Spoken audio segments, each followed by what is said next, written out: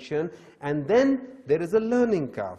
The hair, when they are trying to grow from the scar, sometimes there are problems. It might not be as good, and this is also a little bit telogen effluvium as well. And you can appreciate the scar, the hair coming, growing through the scar, but you know, it's not right. So kept on trying, improving, kept on seeing all these problems. This is where I started to see really nice sort of results. Over here, you can see that scar. It's really getting better, but the problem is, some of the hair are going in different directions, some of the hair are going in the different directions. So it is, you know, sort of like this. So you can see when you are closing, your hair are actually like that. And if you can see this thing, which has been a scar, and the hair growing through the scar, is bunching up in the middle rather than doing that. This is how it is. So it's a nice scar coming through, but the hair are going up and down, and it is giving a false illusion of a bigger scar. So what we do?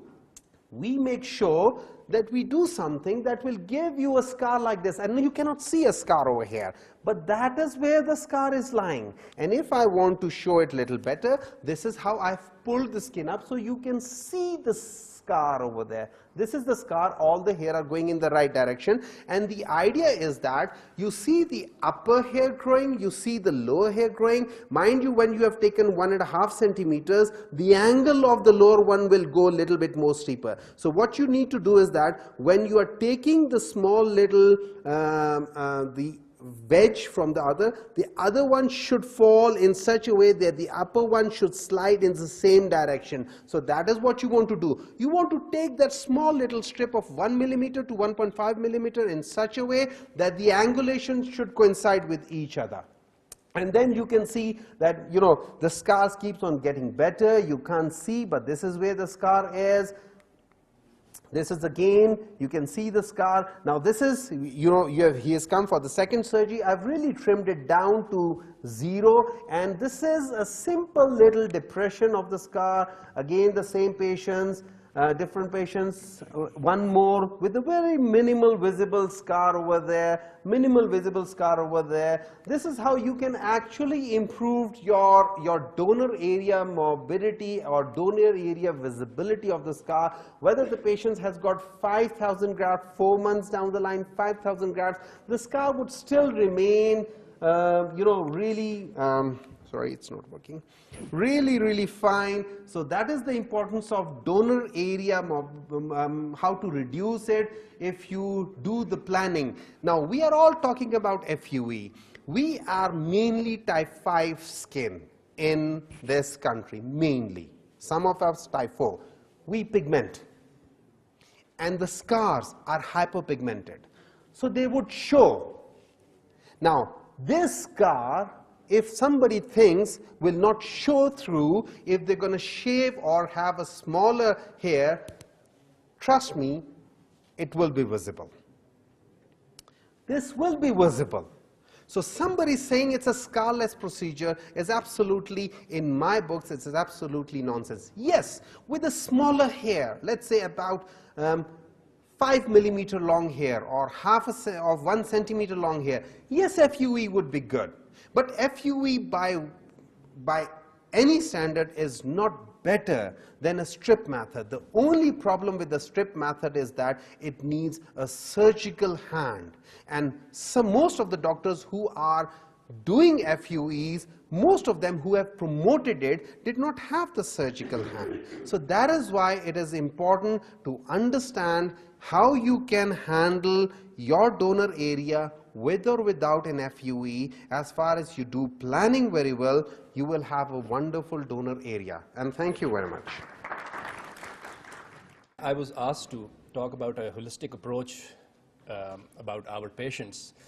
And this is really because a holistic approach includes a lot of things. It's from the start to the end, and then I discussed it with Humayun, and you know, basically we just boiled it down to what we should do when the patient enters our clinic, because the post-surgical aspects of our care have already been discussed in greater details. Basically, what do we get in our practice? The vast majority of patients that we get are obviously androgenic, male pattern baldness patients. But we are also getting cicatricial alopecias, which could be secondary to either different dermatitis or to application of chemicals to, to the hair. We also get traumatic hair loss secondary to burns, infections, trauma, or roadside accidents. And certain, I've just put areata here, but you know, there's basically hair loss in the scalp secondary to different sorts of scarring dermatitis. So when we get a patient, a male patient, he is 30 years plus, we are happy, there's no problems. There is no upper limit to the age of the patient. The literature reports an 83-year-old who's had a transplant. My personal experiences with the 74-year-old. So the top age is irrelevant. So we can operate on anybody happily if they are 30 plus.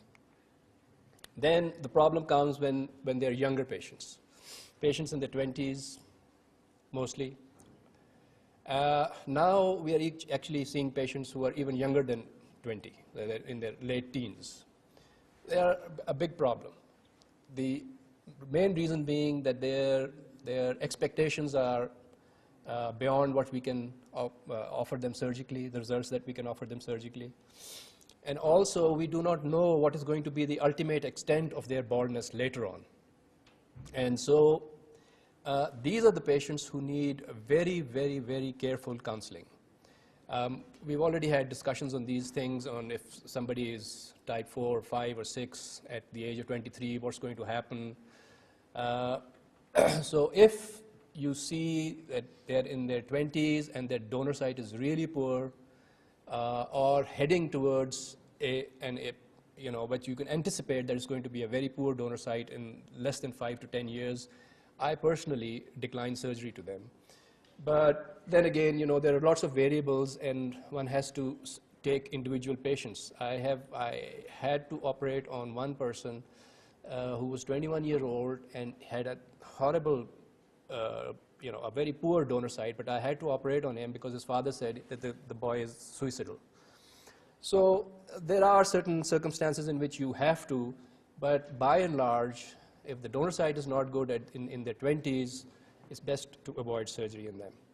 And then, of course, there are all these types of baldnesses which we know of. But our patients also include female patients. So, again, in the female patients, there are two broad categories. There are the premenopausal women who come with hair loss, and then there are the postmenopausal women. Now, in the premenopausal women, 99% of the girls that come, I get a full endocrine profile on them. And in 99% of these people, they have an endocrine abnormality. So the commonest of them being hypothyroidism or polycystic ovaries. And there are, of course, other endocrine abnormalities, and then there are cicatricial alopecias, and I have seen now of quite a few traction alopecias. This lady on the far side of the screen has traction alopecia. She's a professional sports person, and she used to wear a hairband and very tight hairband all the time. And so in premenopausal women, if you have excluded any endocrine abnormality, only then we would consider surgery for them. And so that's a very, very limited number of patients. But on the other hand, postmenopausal women are totally different things, because they actually have androgenic alopecia. And it's just that now that they're postmenopausals, their estrogen protection is gone, and so they're suffering from basically an androgenic alopecia. But again, here you must make a distinction between diffuse global hair loss and androgenic alopecia as we see it in the males. The difference being, look at the donor site. If the donor site is spared and the baldness is like in the men on the top areas and on the sides, then they're excellent candidates for surgery. But if they have global alopecias, global thinning, then obviously they are not good candidates for surgery. So you again have to be very selective. So what are the contraindications when you would say no to a patient? People who have bleeding diathesis, which is very common in our country, is thalassemia major or hemophilia or any other such disease where their blood letting cannot be controlled, or they are on anticoagulant therapies. Now, lots of people are these days on aspirin and on Plavix. So if they are on it, if they're on aspirin, you must stop them for at least 3 days. But if they are on Plavix or any antiplatelets, you must stop them for at least 7 days. And it's very, very important because fatal hemorrhages have been recorded with Plavix and surgery. So you must stop their Plavix or other antiplatelets before you embark on surgery. Uncontrolled diabetes, of course, leads to poor healing, increased chances of infection, and a lot of donor area morbidity, and also folliculitis in the recipient area. Then there are certain dermatitis. They have their fancy names. I'm sure most of you, the dermatologists know about it. All these lupuses and lichens and these sort of diseases, they are not amenable to surgery. If you operate on these people with these skin conditions, the grafts don't take. The big exception is seborrheic dermatitis and your garden variety dandruff. Even if it's a plaque form dandruff, doesn't matter, the grafts take. But other than that, if it's a lichen or a lupus or something like that, and of course, if there is a scalp malignancy like a BCC or SCC, then obviously you would. Then there is another set of people who have dysmorphia or a psychotic disorder where they have an altered body image. These are extremely dangerous people. And as plastic surgeons and as operators, we must be aware of this personality trait. And when we are doing the consultation, by their persistence on some aspect of the surgery or on insistence on getting a certain degree of result, should warn you up. And these dysmorphic patients are really dangerous, because I remember when we were in UK, this chap got his nose done, and he was dissatisfied with it, and he came back, and he actually murdered the plastic surgeon in the hospital. So these dysmorphic patients are very, very dangerous. I mean, so it's better to refuse surgery to these people. And also, if they have unrealistic expectations. There are certain people, you tell them, this is what we can achieve, but they say, but Dr. Saab, if you do more effort, but. If they continue to do that, then you tell them that I'm not the person that can operate on you, you know. So if they accept what you're saying to them, then of course you should go ahead. Then there are certain cautions, like HIV positive patients. Alhamdulillah, in the last 14, 15 years, I've only come across 2 people who've been HIV positive in this country. There is no reason, I mean, from the patient's point of view, that they cannot have surgery. But they expose you and your staff to an abnormal risk. Because in our surgery, we have to do repeated washings and things like that, and there's a lot of water jets coming up and dispersion, and that we inhale, that touches our bodies. And we don't have here in our country specialized equipment to wear, specialized masks to wear. And so I know some of my colleagues do operate on these people, but it's something that you have to be extremely careful with. It's not a contraindication, but it has something that you have to be very, very careful with. Smoking is another thing. The only complications that I have seen in surgical hair transplant are in smokers or uncontrolled diabetics. Smoking actually diminishes the blood supply to the scalp and decreases the graft take. And even in these people, the quality of hair that regenerate is poorer. So they must be willing to stop smoking. If they are chain smokers, and at least they should not smoke for 3 days. and if possible for 1 week. Alcohol is a very limited contraindication. I mean, it's just that in the presence of alcohol, antibiotics don't work, so they must stop taking alcohol for 5 days. And then what's the discussion that you should have with the patient? Now that you've decided that, yes, this is a person we want to operate on, yes, he's a good candidate for surgery, so what are we going to talk to him about? The thing is, hair and hair, the position of hairline is extremely important. In my experience, people who come, especially from the NWFP in Afghanistan and all these sort of areas, they want a very low hairline. And on the other hand, people who come from Karachi and from the Urdu-speaking classes of our population, they would accept even a higher hairline. So you must, yeah, we're just okay. So you must be very careful.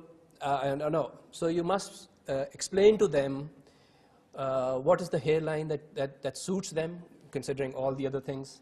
And then the shape of the hairline, of course, it's already been discussed. And again, the other important thing is what style of hair they're going to wear after the hair transplant. Because you can alter the density and the strategic placement, as I call it, of your hair, and the number of follicles and the type of graft that you're going to use, depending on the hairstyle that they're going to make. And you must explain to them what is the achievable density. And people who have a very poor donor site, Nawaz Sharif has solved my problem. I just tell them, you're going to look like Nawaz Sharif. So if they accept that, you operate. If they don't, thank you.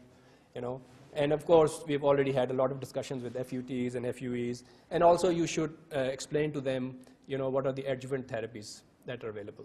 So in the end, what should the patient expect? If they are type 3 and they're type 4, you can tell them with confidence that with one surgery, you can pretty much restore them to what they used to look, at least in the external appearances. If there are type 5s and type 6, usually with 2 surgeries, you can achieve a very, very good result. Type 7, again, is a big problem. You must look at the donor site. You must see what you can do with them. There are now combination therapies available, including FUEs and body hair transplants and all that sort of stuff. But, and then, so if you explain to them what is achievable, and if you can deliver to them, then yes, go ahead. Thank you very much.